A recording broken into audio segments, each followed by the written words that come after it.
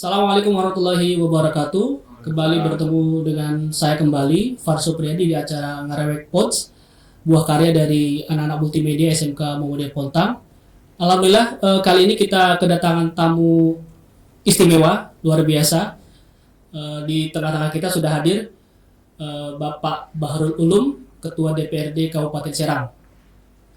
Insya Allah selama beberapa menit ke depan kita akan berdiskusi sekaligus mungkin minta berbagi pengalaman khususnya bagi audiens kita, para pelajar khususnya generasi muda di Kabupaten Serang. Oke, selamat datang Pak Ulum. Atur nuhun. Saya biasa manggil Kang Ulum aja ya. Oke. Siap. Gimana Kak tanggapannya setelah melihat fasilitas yang ada di SMK Muhammadiyah Pontang? Yang pasti gini, kalau dari fasilitas yang ada cukup. Kalau kita bicaranya cukup. Tapi kalau misalnya bicaranya maksimal, memang masih butuh sarana prasarana. Kalau bicaranya polanya pola maksimal. Kalau hanya sebatas cukup. Tapi kalau bicara pola maksimal, masih butuh sarana dan prasarana. Siap. Dan sayangnya SMK itu kewenangannya ada di provinsi, sehingga kemudian kalau pemerintah daerah Kabupaten Serang hanya bisa memberikan sebuah usulan terhadap pemerintah provinsi, atau nanti ada program pemerintah daerah Kabupaten Serang yang bisa dihibahkan dalam bentuk keorganisasinya misalnya. Tapi itu sepertinya agak sulit karena dibatasi oleh kewenangan tadi. Nah, kalau dilihat dari tadi mulai tempat diskusi tadi, kemudian dari depan sudah representatif. Di tengah juga sudah bagus. Nah, cuma sepertinya masih butuh tambahan lokal yang kalau ngelihat dari jumlah lokalnya memungkinkan, masih membutuhkan itu. Nah, maka dari seluruh manajemen SMK negeri tinggal melakukan upaya ikhtiar dan bersilaturahim lah dengan pemangku kebijakan sesuai dengan kewenangan, agar apa yang nanti menjadi kebutuhan SMK Muhammadiyah ini bisa terpenuhi di tahun-tahun yang akan datang. Jadi gini Kang, karena kebetulan kita audiensnya memang kebanyakan para pelajar generasi muda yang ada di Pontang, khususnya mungkin lebih umum di Kabupaten Serang, kita ingin lebih banyak berdiskusi atau ingin berbagi pengalaman Kang, lebih ke sukses story sebenarnya. Seperti yang kita tahu bahwa ternyata Kang Ulum ini berasal dari desa terpencil sebenarnya di Carayana. Saya ingin mengetahui lebih lanjut bagaimana Kang proses dari yang saya tahu Kang Ulum katanya anak gembala, kalau bahasa orang Pontang sama bocah angon sebutannya gitu. Gimana Kang prosesnya Kang dari anak gembala, bocah angon kemudian sampai menduduki posisi strategis di DPRD Kabupaten Serang? Baik Kang Farid, kalau bicara sukses story kayaknya nggak akan selesai 2 jam.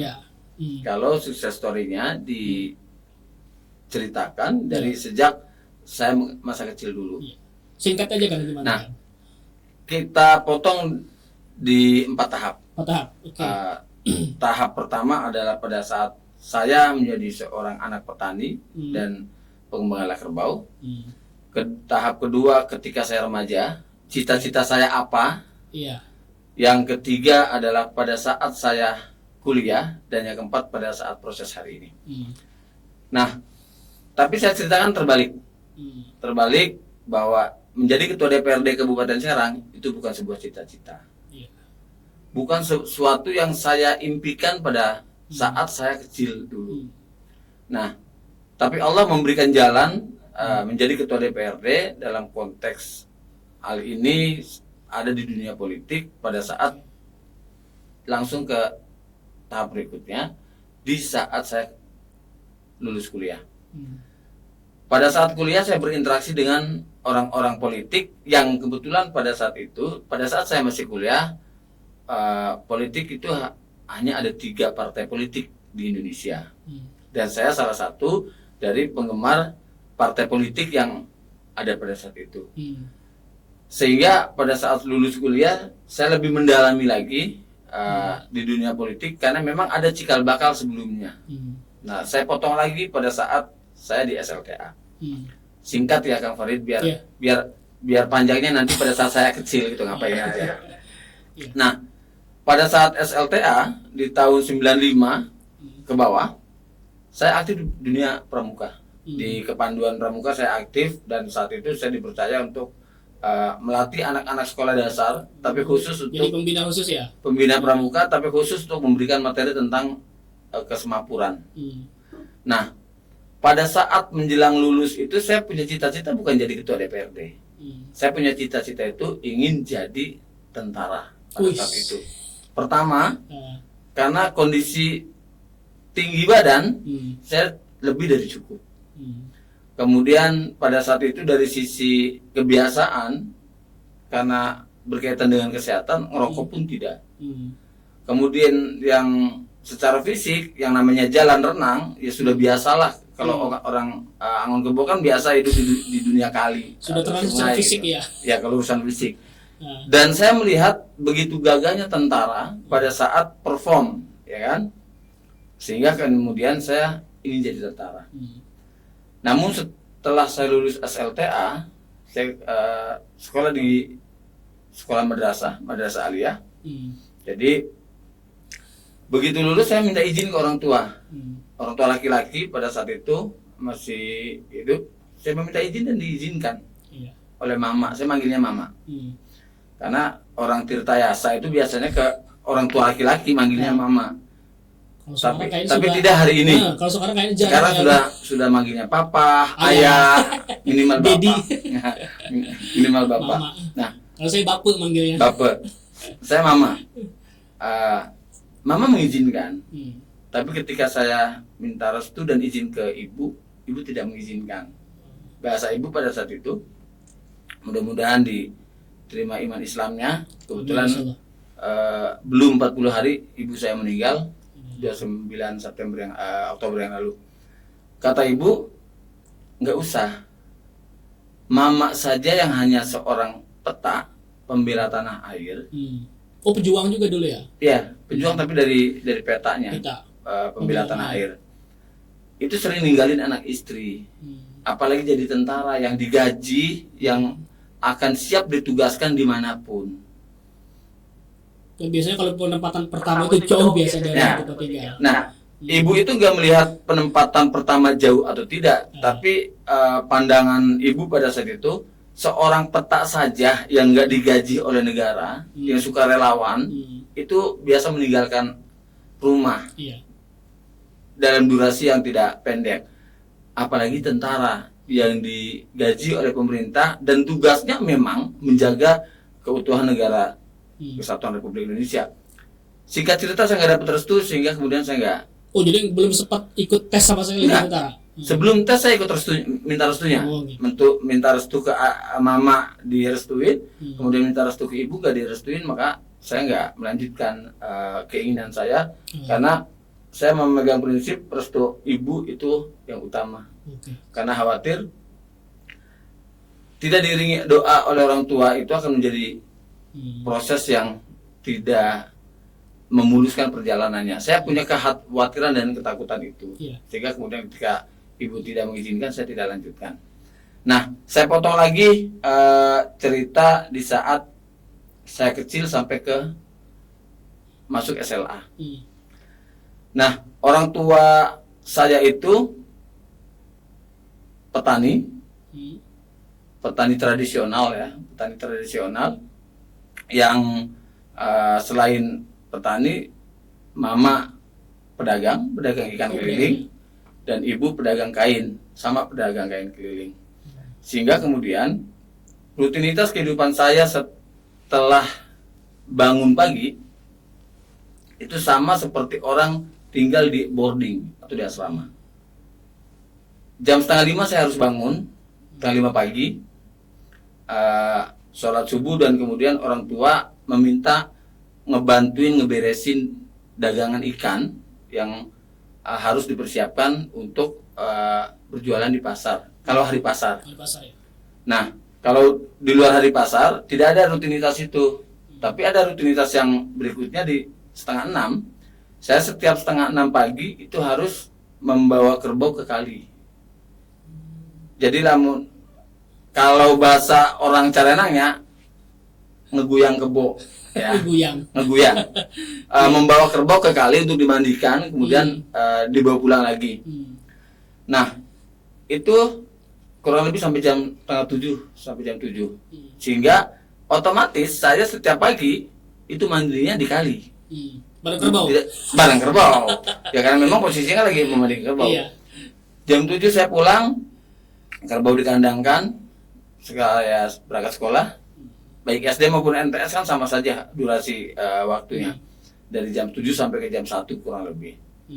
Sepulang dari situ, habis pulang sekolah, sholat duhur, kemudian ikut ngaji kebetulan di kampung ada orang tua dan guru, sekaligus guru.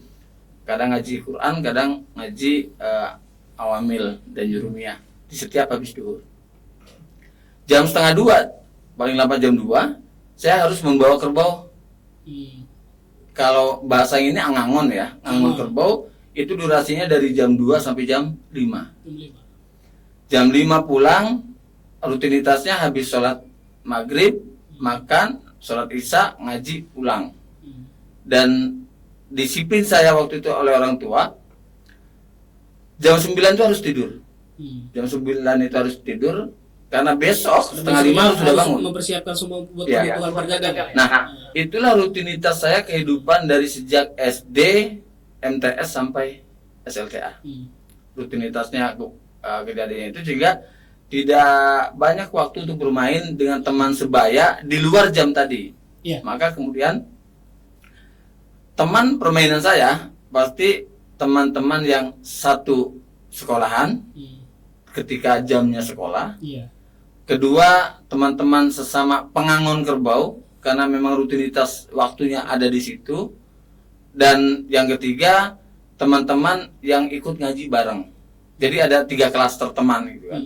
Dan di luar 3 klaster teman ini nggak punya, karena rutinitasnya setiap hari selalu berulang begitu. Sampai akhirnya lulus SLTA di tahun 96. Pada saat itu ketika saya tadi minta izin mau daftar tentara, nggak mendapat restu dari ibu dan tidak saya lanjutkan, mama hanya mengucapkan satu kalimat begini, "Lum, yang penting kamu kuliah.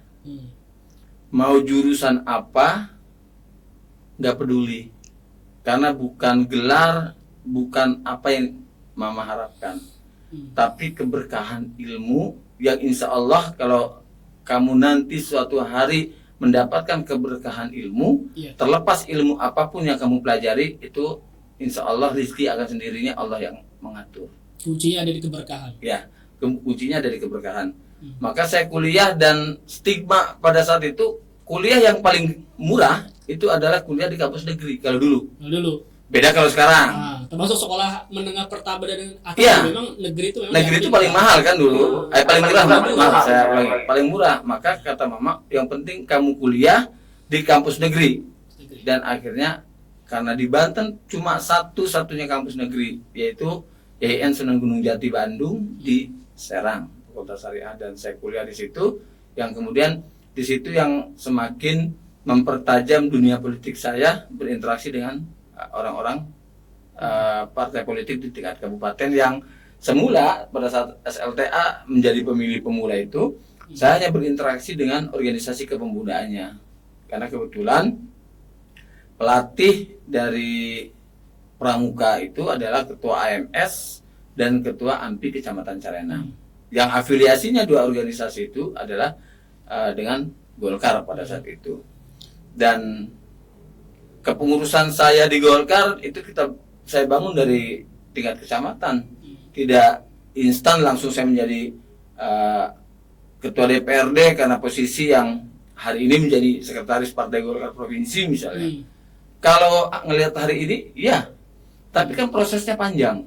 Saya pernah jadi pengurus kecamatan di Partai Golkar Kecamatan Carenang, pernah jadi pengurus kabupaten, sampai jadi pengurus provinsi, dan alhamdulillah Allah memberikan kepercayaan di 2019, saya terpilih menjadi anggota DPRD Kabupaten Serang, dan Partai Golkar memberikan kepercayaan dan amanah tambahan menjadi Ketua DPRD Kabupaten Serang periode 2019-2024. Jadi poinnya memang aktivitas Kang Ulum di luar sekolah itu memang sudah dimulai dari SMP, kemudian SMA sampai kemudian kampus juga memang banyak berpengaruh besar ya, artinya membentuk jiwa leadershipnya gitu ya. Pertama jiwa leadership, kedua kedisiplinan. Ya. Walaupun terkadang sekarang udah mulai kendor-kendor. Kenapa?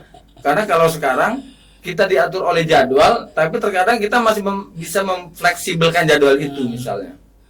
Tapi dengan pengalaman di sejak SD, SLTP, SLTA, disiplin dan ruang aktivitasnya sudah dibatasi begitu, ya alhamdulillah akhirnya ketika saya menjalani protokoler sebagai ketua DPRD, saya tidak butuh adaptasi yang luar biasa. Karena memang sejak kecil sudah dilatih untuk berdisiplin. Ya, sejak kecil sudah dilatih untuk disiplin secara waktu ya. Jam ini kamu ngapain, jam ini mau ngapain gitu. Cuma bedanya kalau dulu tidak ada pilihan. Kalau dulu tidak ada pilihan. Jam segini kamu ini aktivitasnya, jam segini ini, setelah ini. Nah, kalau sekarang dihadapkan dengan pilihan. Salah satu contoh misalnya, di jam yang sama, di hari yang sama, saya harus menghadiri undangan yang berbeda di tempat yang berbeda. Maka kemudian saya dihadapkan pada pilihan mana yang harus saya hadiri. Menentukan skala prioritas dulu. Ya, menentukan skala prioritas, sehingga kemudian yang diambil adalah lebih prioritas mana, itu satu. Kemudian kedua, jika benturannya yang satu berkepentingannya dengan pemerintah daerah Kabupaten Serang dan yang satu di luar pemerintahan, maka saya pilih yang dengan pemerintahan Kabupaten Serang. Atau yang ketiga, misalnya pilihannya satu acara di dapil saya, yang satu ada acara di luar dapil saya, maka prioritasnya adalah dapil saya terlebih dahulu. Tapi jika ketemu misalnya sama-sama di dapil saya, di waktu yang sama, di tempat yang berbeda, mana yang saya skala prioritaskan? Ya, saya skala prioritaskan adalah orang yang pertama mengundang. Kalau orang yang pertama mengundang, maka itu yang saya prioritaskan. Jadi ketika ada undangan yang kedua hadir dan meminta kehadiran saya di waktu yang sama, di tempat yang berbeda, maka saya sampaikan, saya sudah ada agenda di sini. Maka mau tidak mau, yang ngundangnya belakangan, ketika tempatnya berbeda tapi waktunya yang sama, untuk bisa saya yakinkan untuk bisa mengerti dan mengalah. Karena dalam diri saya mengatakan, berjanji pada diri saya, pokoknya yang ngundangnya dahulu itu akan saya dahulukan, siapapun itu. Ketika bicaranya di dapil yang sama, kemudian kepentingannya sama, hanya waktu.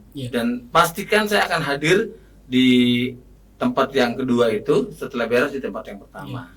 Karena memang yang kita pahami dalam Islam juga bahwa kalau tidak ada ujian, ya kalau ada undangan sebisa mungkin untuk bisa dihadiri gitu. Insyaallah. Iya Kang, oke, tadi saya sedikit menangkap tadi apa yang Kang Ulum ceritakan tentang proses hidup dari mulai yang kebo sampai kemudian kuliah. Nah, itu memang sangat membentuk karakter Kang Ulum sekarang. Dari sekian banyak rangkaian itu, kira-kira siapa orang yang memang paling berpengaruh gitu, yang memang membentuk karakter Kang Ulum? Gitu. Yang paling berpengaruh membentuk karakter itu ya, adalah almarhum Mama. Karena itu yang mengajarkan tentang disiplin dan tanggung jawab. Ada 3 hal yang saya ambil pelajaran dari kedua orang tua saya. Pertama adalah tentang disiplin. Kedua tentang tanggung jawab. Ketiga tentang kejujuran. Kata almarhum Mama dan ibu saya, selama kamu memegang teguh ini, insya Allah kamu akan selamat. Selamat dunia dan selamat di akhirat. Karena disiplin, tanggung jawab, dan jujur ini kan akan memberikan cabang banyak. Disiplin dalam konteks apapun juga pasti ada cabangnya. Misalnya disiplin dalam waktu, disiplin dalam kegiatan, disiplin dalam jadwal, disiplin dalam apapun. Kemudian tanggung jawab ketika diberikan beban dilaksanakan dengan penuh rasa tanggung jawab, termasuk yang bentuknya amanah itu kan menjadi tanggung jawab yang harus dipertanggungjawabkan oleh saya. Dan ketiga adalah kejujuran. Kata almarhum, selama kamu jujur, sepahit apapun itu, ya katakan itu. Kenapa? Karena itu yang akan menyelamatkanmu di kemudian hari. Seperti tadi yang disampaikan tadi bahwa ya menjadi sekarang posisi menjadi ketua DPR itu kan bukan cita-cita Bukan cita-cita. Itu bagian dari proses gitu. Apa yang Kang Ulum awal tanam itu yang dituai gitu. Nah, dari segi rangkaian hidup itu apa yang kemudian menjadi motivasi Kang Ulum supaya sehingga kemudian menjadi istiqomah, berdisiplin gitu. Saya sih sederhana. Kalau dalam sabda Nabi kan ada hadis beliau yang menyatakan bahwa khairun nas anfa'uhum linnas. Nah, dalam konteks berkehidupan saya hanya satu saja. Saya harus bermanfaat buat orang lain. Khairun nas, ya. Khairun nas. Tapi sebelum bermanfaat buat orang lain, sudahkah diri ini bermanfaat untuk diri saya? Maka kemudian apapun yang saya lakukan berawal dari kebermanfaatan buat diri saya dan kebermanfaatan buat orang-orang di sekitar saya. Itu saja sebenarnya. Sehingga ini sebenarnya bukan hanya pada persoalan saya secara pribadi, secara umum juga memang mestinya ketika orang berprinsip memberikan manfaat buat orang lain, insya Allah tidak akan ada persoalan-persoalan yang negatif. Segala persoalan yang muncul dan timbul tidak terselesaikan ini karena ada men yang tidak bisa memberikan manfaat buat orang di sekitarnya. Tapi kalau semua memegang teguh dari sabda baginda Nabi, insya Allah tidak akan pernah ada persoalan yang tidak bisa diselesaikan di bangsa. Dan intinya setiap masalah itu ada solusinya. Terakhir Kang, kira-kira apa pesan yang bisa disampaikan untuk generasi muda, khususnya mungkin wilayah Pontakan, anak desa dibesarkan di dunia pertanian tapi punya cita-cita yang tinggi. Apa pesannya Kang kira-kira? Pertama, buat para pelajar. Yang namanya pelajar berarti sedang dalam fisabilillah, menuntut ilmu. Gali ilmu sebaik-baiknya dan sebanyak-banyaknya. Tapi ingat, yang harus kita cari adalah keberkahan dari ilmu itu sendiri. Karena ada 3 tahapan dalam belajar. Pertama, ingin pintar. Kalau pintar gampang dan mudah konon katanya. Kenapa? Karena bisa dilihat dari hasil evaluasi atau ujian. Kalau nilainya bagus berarti dia pintar. Kedua, yang agak sedikit bukan hanya pintar, tapi cerdas. Kalau cerdas bukan hanya dari sisi nilai. Kalau pintar kan bisa diukur dengan nilai. Misalnya nilainya bagus, oh dia pintar. Tapi kalau cerdas ada dua sisi yang ditunjukkan. Pertama, dia bisa mewujudkan nilai yang baik secara teori. Kedua, dia berperilaku baik secara implementasi. Nah, itu adalah sikap kepribadiannya. Dan yang lebih susah itu mencari yang ketiga. Yang kedua itu manfaat ya. Pintar dan cerdas satu lah. Tapi orang pintar ini hanya diuji dalam satu alat ukur, yaitu tadi nilai. Tapi kalau kecerdasan diukurnya dari 2 alat ukur. Pertama teori, kedua implementasi. Dan yang kedua, orang yang belajar menuntut ilmu untuk mencari manfaat ilmu.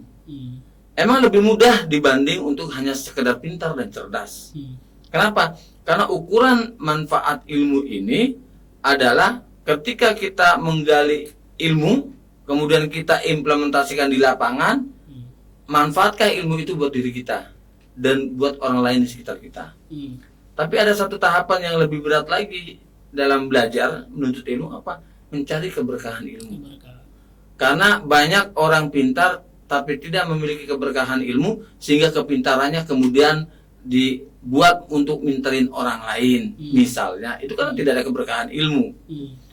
Ada kepintarannya, ada manfaat ilmunya, tapi karena tidak ada keberkahan ilmu, maka dia bisa minterin orang dalam konteks yang negatif. Maka untuk mencari keberkahan ilmu buat para pelajar khususnya di Kabupaten Serang adalah mencari ridho dari guru-guru kalian. Masya Allah. Ketika ridho itu kita dapatkan dari guru kita, insya Allah keberkahan ilmu kita bisa dapatkan untuk para pelajar. Kemudian yang kedua untuk para pemuda, khususnya bagi para pemuda yang ada di Kabupaten Serang dan Dapil 1, gunakan masa muda sebaik-baiknya. Jangan pernah berpikiran pesimis karena kita pemuda kampung. Jangan pernah berpikiran pesimis karena kita tinggal dan berasal dari desa yang terpencil. Karena orang besar itu tidak pernah ada besar dengan sendirinya. Tapi orang besar pasti diawali dengan jerih payah yang ia tempa selama perjalanan hidupnya. Maka buat para pemuda-pemuda Kabupaten Serang, khususnya yang ada di Dapil 1, jangan pernah menyerah untuk menggapai cita-cita dan mimpi, dan jangan pernah berhenti untuk mencoba ketika mengalami kegagalan. Dan terakhir, bagi para pemuda, karena ini adalah menjelang tahun politik, maka gunakan hak politik dengan sebaik-baiknya. Karena satu suara menentukan masa depan bangsa dan negara. Satu suara bisa menjadi jembatan untuk mewujudkan apa yang menjadi harapan dan impian masyarakat. Tapi ingat, gunakan suara itu dengan sebaik-baiknya, dan kita sambut pesta demokrasi. Karena namanya pesta, pasti harus diiringi dengan rasa senang dan gembira, sehingga setiap kita menemukan pesta 5 tahunan dalam konteks hal ini adalah pemilu, maka hadapi dengan suasana hati yang riang dan gembira, karena pesta demokrasi atau pemilu bukan menjadi ajang untuk permusuhan. Jangan pernah menjadi perbedaan menjadi embrio permusuhan. Jangan pernah perbedaan pilihan, perbedaan dukungan, perbedaan warna menjadi cikal bakal keretakan dalam ukhuwah Islamiyah atau ukhuwah wataniyah di antara kita semua. Hadapi pemilu, hadapi pesta demokrasi dengan riang gembira, dan kita sambut pemilu 2024. Bismillah untuk kebaikan bangsa dan negara. Oke, terima kasih, luar biasa. Tadi kita sudah dapat cerita yang sangat luar biasa dari Kang Ulun tentang bagaimana perjalanan hidupnya. Satu hal penting mungkin yang bisa kita ambil bahwa berdisiplin itu sangat penting, dan artinya kita jangan hanya sekedar mengejar hasil, tapi hasil itu adalah bagian dari apa yang kita tuai dalam proses. Intinya berproses sebaik-baiknya. Apalagi anak muda, jangan takut gagal. Selagi masih muda, habiskan gagalnya supaya nanti di masa tua kita bisa sukses. Amin. Mungkin itu yang bisa saya dapatkan pesannya dari Kang Ulun, luar biasa. Mudah-mudahan nanti di lain kesempatan kita bertemu kembali. Oke, baik. Pemirsa, terima kasih sudah bergabung bersama kami. Mudah-mudahan di podcast selanjutnya kita akan bertemu dengan pemateri yang lainnya dan cerita yang lainnya. Terima kasih. Kurang lebihnya mohon maaf. Nun wal qalami wa masrun. Assalamualaikum warahmatullahi wabarakatuh.